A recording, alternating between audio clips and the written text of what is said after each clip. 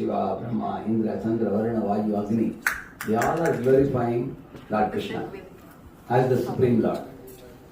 అందరు దేవతలు అంటే సకల దేవతలు బ్రహ్మ, రుద్రుడు, శివుడు, ఇంకా అందరు దేవతలు కూడా అష్టదిక్పాలకులు అందరూ కూడా ఎవరిని కొలుస్తారంటే ఆ భగవంతుడు, సుప్రీం భగవంతుడైనా సరే భగవంతుడైన శ్రీకృష్ణుడు. All the Vedas, Puranas, Upanishads, they are also glorifying him also.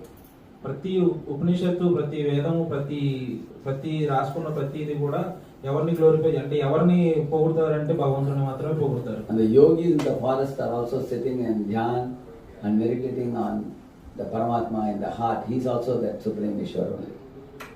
మన అడవిలో ఉన్న ఋషులు కూడా కూర్చుని తపస్సు చేసేది ఎవరి మీద అంటే మన మధ్యలో ఉన్న భగవంతుడైన, మన హృదయంలో ఉన్న భగవంతుడైన సుప్రీం లార్డ్ అన్నమాట. అంటే so in the Balaji temple where Venkateshwar Balaji is worshipped,